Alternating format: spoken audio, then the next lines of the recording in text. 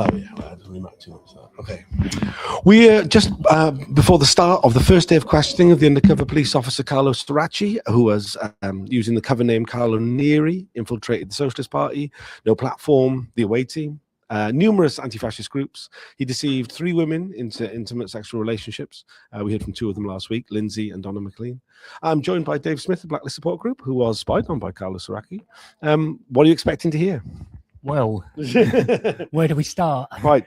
Yeah, it's going to be another one of them ones where I think we're all going to be like jaw dropping. Right, for people who don't know, what's he done? That you've just already said. You know, he's had intimate sexual relationships with 3 women while he was undercover to bolster his legend while he's there.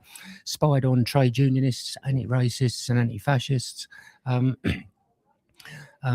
Sent reports about trade unionists that went to the Home Office and was applauded for his work for the Home Office. We can only assume that's been used to blacklisting, you know, because, you know, they consciously all the time talking about this information was used for vetting for certain jobs. So, you know, that's not very, you know, we're expecting to see something on that.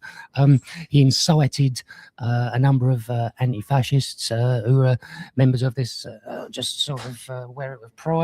We never had any away team merch back in the day, but now it's, you know, turned into a bit of a thing.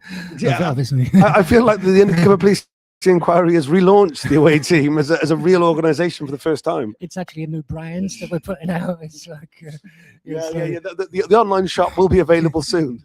So if we can milk a couple of quid out of this, we're going to. So incited them to.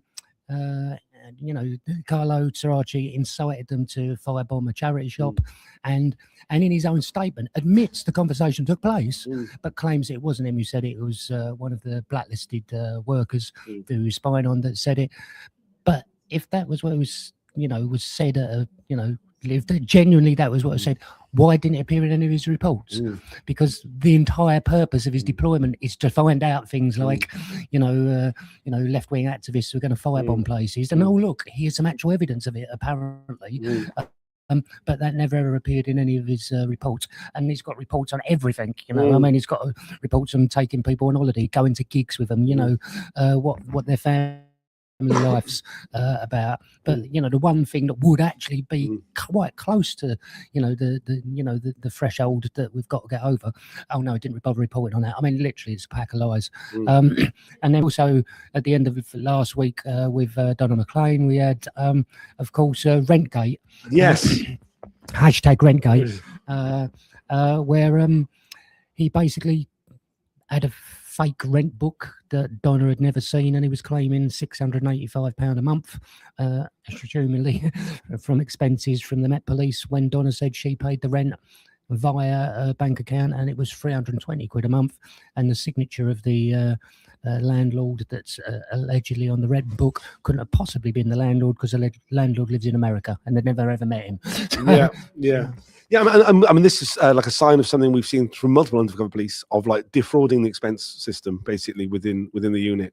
It doesn't seem likely that he did it completely off his own back. I mean, the impression we get is that they were all bloody at it. Yeah, and you know, he's also, well, also when he was.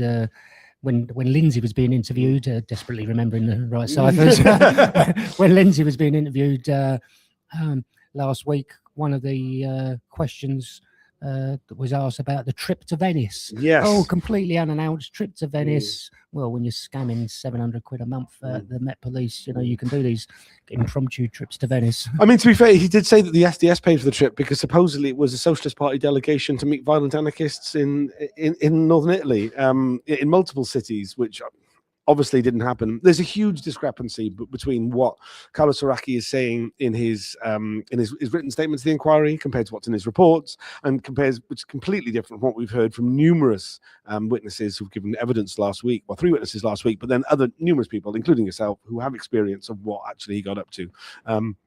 It seems very clear that he's completely at war with the truth.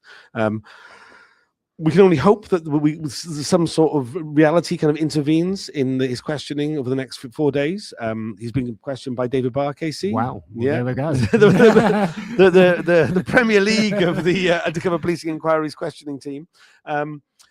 There's so many inconsistencies. It'll be interesting to see which one he chooses to focus on first. I'm sure this morning we'll focus very much on his recruitment, on his training, on the relationships he had with the other undercover officers before he entered the field. Yeah, in his witness statement, he says that he, during his entire time at the Met Police, he never saw any instances of racism. No. And when he was asked in his witness statement about his knowledge of racism, he had a session at Hendon when his initial training for the police. So he said like a 1-day session on racism, and that's it. Well, the gold standard, I believe, that's known as the 1-day course in Hendon, which obviously has prevented the entirety of the British police service from ever being racist. Yeah. I mean, we've seen this time and again from undercover officers. This complete unwillingness to recognise the extreme bigotry that existed within the unit. We only have to hear this contrasts massively from what we've heard from Peter Francis, as well as, actually, to be fair, a few other undercover officers who have admitted to a very racist attitude within the unit, and particular officers being extreme in their racism and regular use of racial slurs within briefings and meetings. Yeah, it's going to be an interesting week. We know that he's here. It's been put, one of the lawyers said that he actually is in the building. He spotted him, so he hasn't done a runner. There's always a concern whenever we get to an undercover officer that they're not actually going to appear. We'll be going in fairly soon. The broadcast will be starting at 10:10. Is there anything you'd like to add before we go in? No, keep tuned. If you're a union rep who's used to doing grievances and disciplinaries, watch David Barr's interviewing skills. He's very good when he's asking questions. Yeah. There are no restriction orders in place for the broadcast, so you will be able to see the whites of his eyes.